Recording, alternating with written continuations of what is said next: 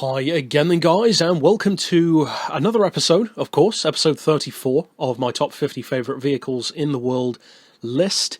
And this is a car which anyone who knows my taste in vehicles, or anyone who's, in other words, been around on the channel for a little while at least, you're probably not surprised that this car was here. Of course it was going to feature in my top 50. You might have even expected it to be even higher. It has appeared higher in my favourites in the past, but over time certain cars kind of mellow out for me, because if I really do a bit of soul searching about the car and really think of why I like it, there are certain cars where I like it because of everything, and there are others, such as for instance the Panos LMP or the Cadillac LMP, which I love because of their look and their racing ability.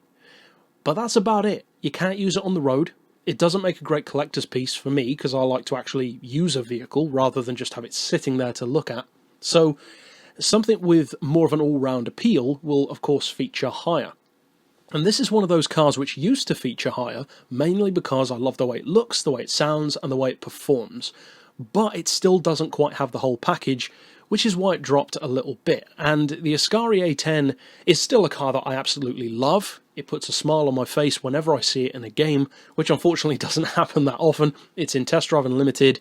You can recreate it in Forza using the KZ1R as a base car, and that's pretty much it. I think there might be one or two other obscure games that have it, but not with great graphics or a great representation of the car. And it's just a shame. It's a shame that it's not, and it's kind of weird that it isn't either. Forza, for instance, they've got the Gumper Apollo, they've got the Mosler, they've got the Joss, they've got the Spada Coda Tronca even. So it seems kind of weird to have the KZ1R and not the A10 instead. Whereas Test Drive Unlimited had all three. The first game had the KZ1, the second game had both the KZ1R edition and the A10. But this car, I mean, most of you guys know about this car already. It was featured on Top Gear, one of the coolest unicorn cars, kind of, which was featured on Top Gear, one of the fastest laps ever, and it's just such a nice car.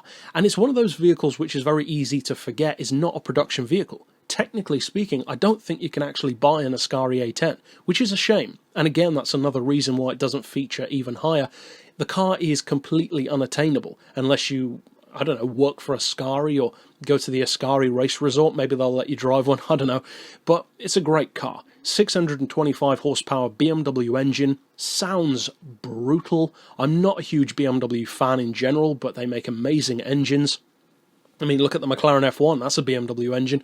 This one sounds like a race car for the road, essentially is a race car for the road, 2.6 seconds to 60, claimed to be around 220 miles per hour flat out. That goes way beyond what you'd expect typically from a 625 horsepower car. And that gearbox, man, I love that gearbox. There are far too few cars which feature that snap shift style sequential. It's so easy to have flappy paddles, and to me it's just boring. Whereas this, it's such a nice mix between the things that I love about a manual gearbox and the things which I love about an auto. It's almost like a kind of a mix of the two, not in an engineering way or in a mechanical way, but just the way I think of it. I often think of it that way. It's a little bit simpler than a typical manual, but also gives you that raw feedback that you'd like from a manual, which for a track car, of course, is part of the appeal. Just snapping through those gears, it's awesome. In fact, my old man used to have a car with a snapshift gearbox, and he used to love that as well. And the performance is incredible. The handling, I'm not sure if it's beginner-friendly or not. I should expect probably not. I don't recall what Top Gear said about the car. They didn't really talk about the cornering that much that I can remember. But it's just brutal. And to me, it's a far prettier car than the Gumper Apollo or some of the others as well. For me personally, I love the Mosler a lot more.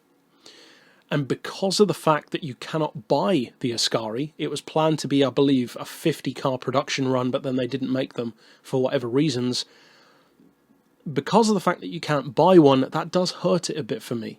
Whereas the Mosler, you can easily buy one. Even the Gumper, you can buy one. So that does knock it down a little bit, unfortunately. Plus, it's so brutal, which is great on a track, but on the road, you have to think about stuff like that. It's all well and good thinking that you're going to take a race car out on the street, and for about 5 minutes it is awesome going through the McDonald's drive-through in an LMP car or in a road-registered Formula car. Sounds like an awesome thing, and that's totally the kind of thing that I would do.